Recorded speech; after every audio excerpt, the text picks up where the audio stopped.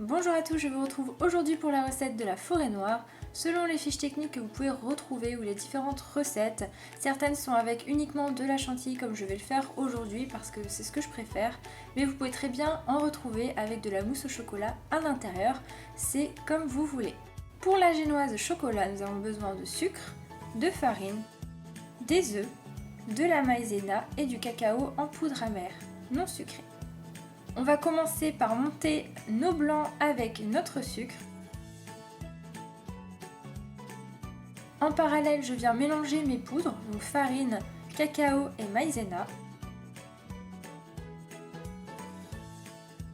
Je les tamise. Je réserve ensuite de côté. Lorsque j'obtiens une meringue bien ferme, j'ajoute les jaunes d'œufs. Et là, vous allez tout simplement venir mélanger très rapidement, mais vraiment quelques secondes, pour mélanger le tout. Et la dernière étape, nous allons ajouter notre mélange poudreux. C'est l'étape délicate pour réussir votre génoise. Il ne faut pas écraser le mélange, il faut garder cet aspect aéré. L'astuce, c'est de commencer par prendre la pâte au milieu et la remonter sur le côté sans écraser ensuite le mélange. Vous versez le tout dans un moule chemisé ou alors beurré et fariné. Et on enfourne environ 25 minutes à 180 degrés. Vous laissez ensuite refroidir tranquillement votre génoise.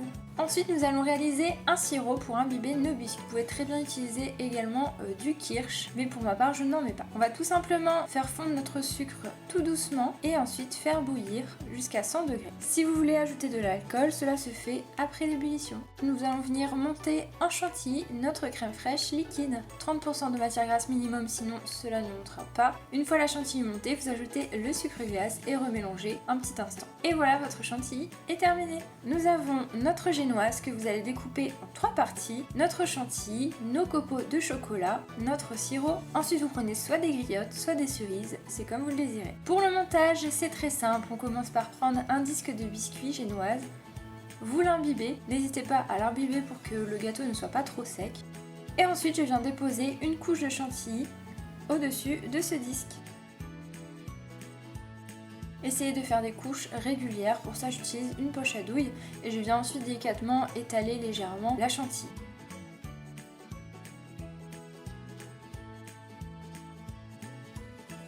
Vous venez déposer ensuite vos griottes.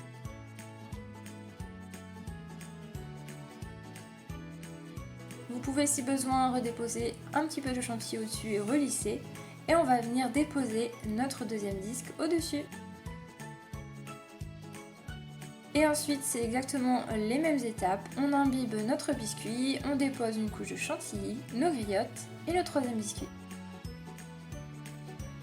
Pour la version mousse au chocolat, à la place justement de cette chantilly que je dépose au milieu, eh bien certains déposent de la mousse au chocolat. Et la chantilly viendra seulement recouvrir l'extérieur du gâteau.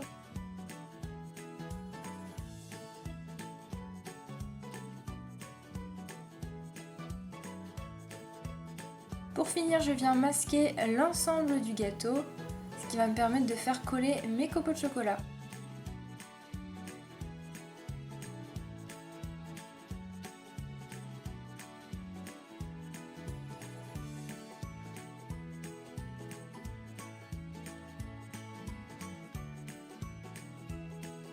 Ce qui est bien avec la forêt noire, c'est qu'il n'est pas nécessaire d'avoir un lissage parfait, puisqu'ensuite on va le recouvrir de copeaux, donc voilà, on ne va pas voir le lissage, donc ne vous embêtez pas trop avec ça et passez à l'étape suivante.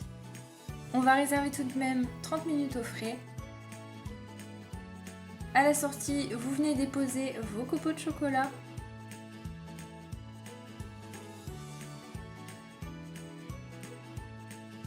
Et pour décorer, j'ai utilisé une grosse douille cannelée et je suis venue déposer de la chantilly tout autour, au-dessus du gâteau. Je vous conseille de déposer la chantilly avant les copeaux de chocolat, sinon vous allez voir que ça ne va pas adhérer au gâteau.